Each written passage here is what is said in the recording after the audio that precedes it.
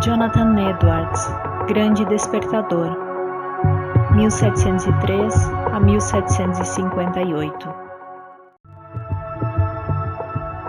Há 2 séculos que o mundo fala do famoso sermão, pecadores nas mãos de um Deus irado, e dos ouvintes que se agarravam aos bancos pensando que iam cair no fogo eterno. Esse fato foi apenas um dos muitos que aconteceram nas reuniões em que o Espírito Santo desvendava os olhos dos presentes, para eles contemplarem as glórias do céu e a realidade do castigo que está bem perto daqueles que estão afastados de Deus.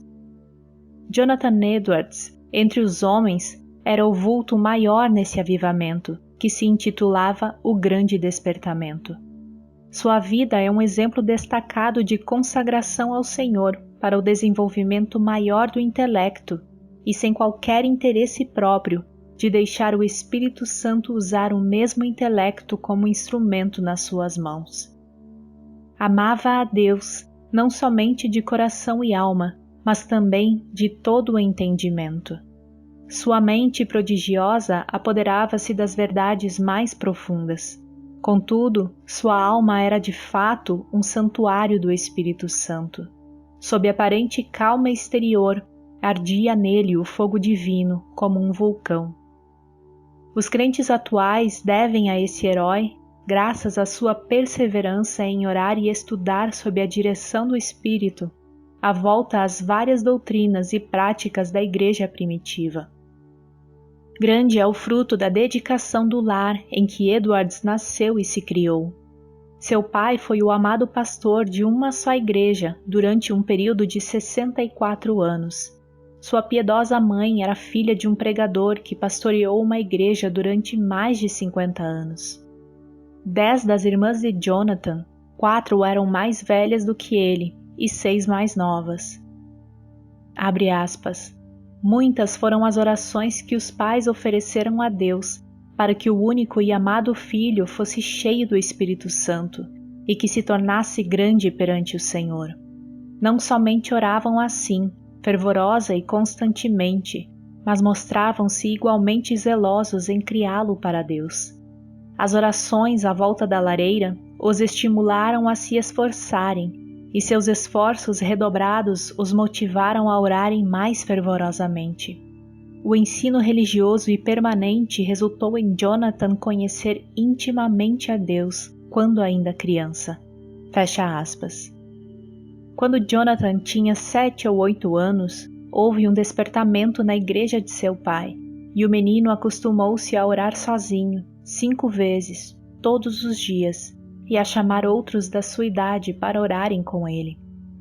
Citamos aqui as suas palavras sobre esse assunto. Abre aspas. A primeira experiência de que me lembro, de sentir no íntimo a delícia de Deus e das coisas divinas, foi ao ler as palavras de 1 Timóteo 1,7. Ora, ao Rei dos séculos, imortal, invisível, ao único Deus, seja a honra e a glória para todo o sempre. Amém.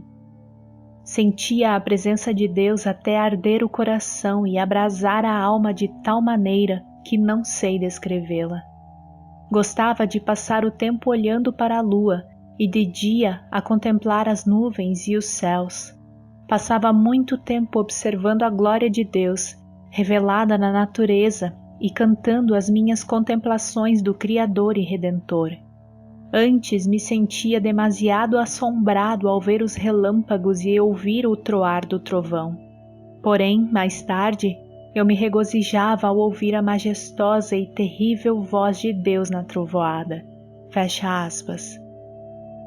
Antes de completar 13 anos, iniciou seu curso em Yale College, onde, no 2º ano, leu atentamente a famosa obra de Locke, Ensaio sobre o Entendimento Humano.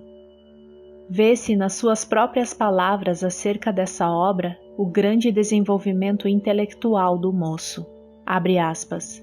Achei mais gozo nisso do que o mais ávido avarento em ajuntar grandes quantidades de ouro e prata de tesouros recém-adquiridos. Fecha aspas. Edwards, antes de completar 17 anos, diplomou-se no Yale College com as maiores honras. Sempre estudava com esmero, mas também conseguia tempo para estudar a Bíblia diariamente. Depois de diplomar-se, continuou seus estudos em Yale durante 2 anos e foi então separado para o ministério. Foi nessa altura que seu biógrafo escreveu acerca de seu costume de dedicar certos dias para jejuar, orar e examinar-se a si mesmo. Acerca da sua consagração, com a idade de 20 anos, Edwards escreveu, abre aspas, dediquei-me solenemente a Deus e o fiz por escrito, entregando a mim mesmo e tudo o que me pertencia ao Senhor, para não ser mais meu em qualquer sentido, para não me comportar como quem tivesse direitos de forma alguma, travando assim uma batalha com o mundo, a carne e Satanás até o fim da vida. Fecha aspas. Alguém assim se referiu a Jonathan, abre aspas. Sua constante e solene comunhão com Deus em secreto fazia com que o rosto dele brilhasse perante o próximo, e sua aparência, semblante, palavras e todo o seu comportamento eram acompanhados por seriedade, gravidade e solenidade. Fecha aspas. Aos 24 anos, casou-se com Sarah Pierpont, filha de um pastor, e desse enlace nasceram, como na família do pai de Edwards, 11 filhos. Ao lado de Jonathan Edwards, no grande despertamento, estava o nome de Sarah Edwards, sua fiel esposa e ajudadora em tudo. Como seu marido, ela nos serve como exemplo de rara intelectualidade. Profundamente estudiosa, inteiramente entregue ao serviço de Deus, ela era conhecida por sua santa dedicação ao lar, pelo modo de criar seus filhos e pela economia que praticava, movida pelas palavras de Cristo, para que nada se perca. Mas antes de tudo, tanto ela como seu marido eram conhecidos por suas experiências em oração. Faz-se menção destacada especialmente de um período de 3 anos, durante o qual, apesar de gozar de perfeita saúde, ficava repetidas vezes sem forças por causa das revelações do céu. A sua vida inteira foi de intenso gozo no Senhor. Jonathan Edwards costumava passar 13 horas todos os dias estudando e orando. Sua esposa também, diariamente, o acompanhava na oração. Depois da última refeição, ele deixava toda a lida a fim de passar 1 hora com a família. Mas quais as doutrinas de que a igreja havia esquecido e quais as que Edwards começou a ensinar e a observar de novo com manifestações tão sublimes? Basta uma leitura superficial para descobrir que a doutrina a qual deu mais ênfase foi a do novo nascimento, como sendo uma experiência certa e definida, em contraste com a ideia da Igreja Romana e de várias denominações. O evento que marcou o começo do grande despertamento foi uma série de sermões feitos por Edwards sobre a doutrina da justificação pela fé, que fez os ouvintes sentirem a verdade das Escrituras, de que toda a boca ficará fechada no dia de juízo, e que não há coisa alguma que por um momento evite que o pecador caia no inferno, senão o bel prazer de Deus. É impossível avaliar o grau do poder de Deus, derramado para despertar milhares de almas para a salvação, sem primeiro nos lembrarmos das condições das igrejas da Nova Inglaterra e do mundo inteiro nessa época. Quem até hoje não se admira do heroísmo dos puritanos que colonizaram as florestas da Nova Inglaterra? Passara, porém, essa glória e a igreja, indiferente e cheia de pecado, se encontrava face com o maior desastre. Parecia que Deus não queria abençoar a obra dos puritanos, obra que existiu unicamente para sua glória. Por isso, no mesmo grau que havia coragem e ardor entre os pioneiros, houve entre seus filhos perplexidade e confusão.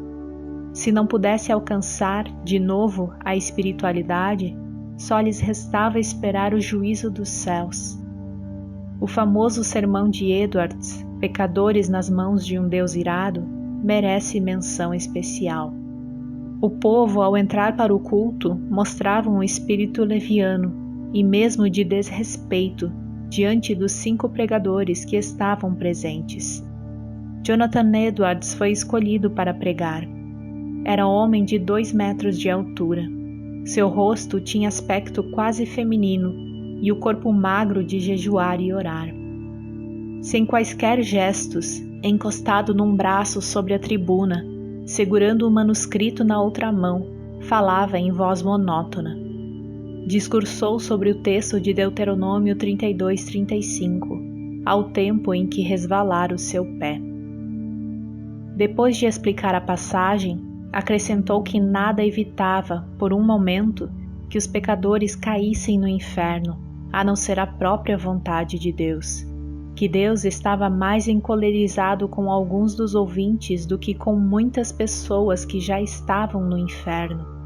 Que o pecado era como um fogo encerrado dentro do pecador e pronto, com a permissão de Deus, a transformar-se em fornalhas de fogo e enxofre, e que somente a vontade do Deus indignado os guardava da morte instantânea. Prosseguiu então, aplicando o texto ao auditório. Abre aspas. Aí está o inferno, com a boca aberta. Não existe coisa alguma sobre a qual vós vos possais firmar e segurar. Entre vós e o inferno existe apenas a atmosfera. Há atualmente nuvens negras da ira de Deus pairando sobre vossas cabeças, predizendo tempestades espantosas com grandes trovões. Se não existisse a vontade soberana de Deus, que é a única coisa para evitar o ímpeto do vento até agora, seríeis destruídos e vos tornaríeis como a palha da eira. O Deus que vos segura na mão, sobre o abismo do inferno, mais ou menos como o homem segura uma aranha ou outro inseto nojento sobre o fogo durante um momento, para deixá-lo cair depois, está sendo provocado em extremo. Não há que admirar se algum de vós com saúde e calmamente sentados aí nos bancos passarem para lá antes de amanhã. Fecha aspas. O resultado do sermão foi como se Deus arrancasse um véu dos olhos da multidão para contemplar a realidade e o horror da posição em que estavam. Nessa altura, o sermão foi interrompido pelos gemidos dos homens e os gritos das mulheres. Quase todos ficaram de pé ou caídos no chão. Foi como se um furacão soprasse e destruísse uma floresta. Durante a noite inteira, a cidade de Enfield ficou como uma fortaleza sitiada. Ouvia-se em quase todas as casas o clamor das almas que até aquela hora confiavam na sua própria justiça. Esperavam que a qualquer momento o Cristo descesse dos céus com os anjos e apóstolos ao lado e que os túmulos entregassem os mortos que neles havia. Tais vitórias contra o reino das trevas foram ganhas de joelhos. Edwards não abandonara nem deixara de gozar os privilégios das orações, costume que vinha desde a meninice. Continuou a frequentar também os lugares solitários na floresta onde podia ter comunhão com Deus. Como um exemplo, citamos a sua experiência com a idade de 34 anos, quando entrou na floresta a cavalo.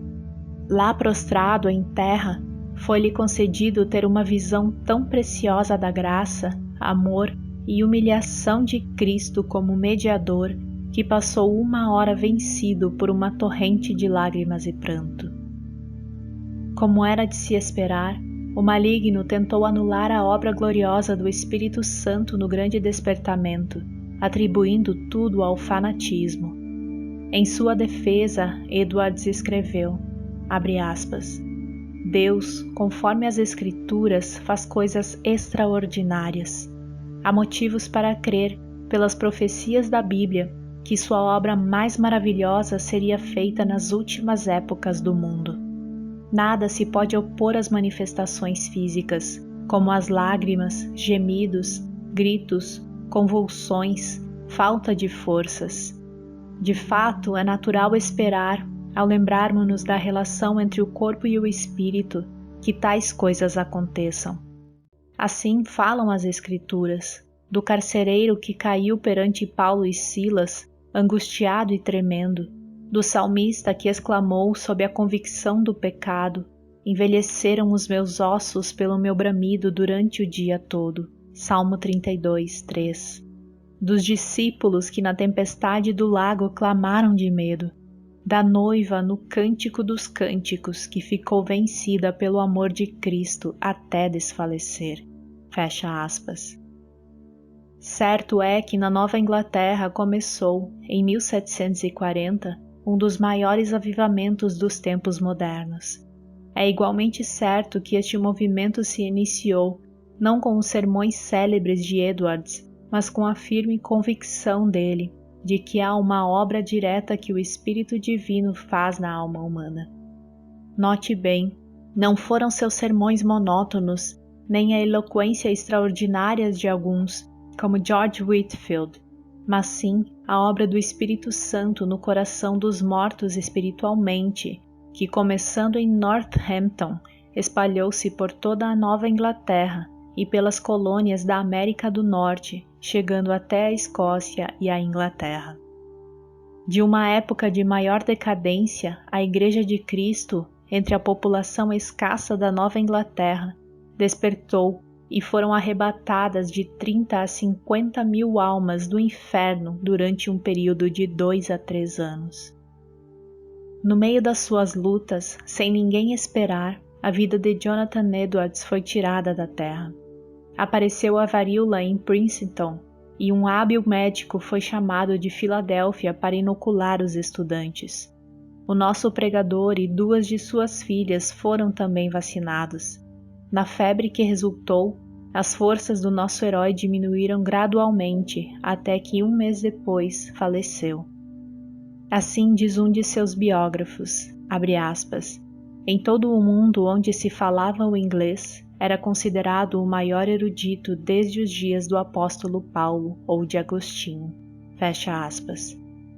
Para nós, a vida de Jonathan Edwards é uma das muitas provas de que Deus não quer que desprezemos as faculdades intelectuais que Ele nos concede, mas que a desenvolvamos sob a direção do Espírito Santo e que a entreguemos desinteressadamente para o seu uso.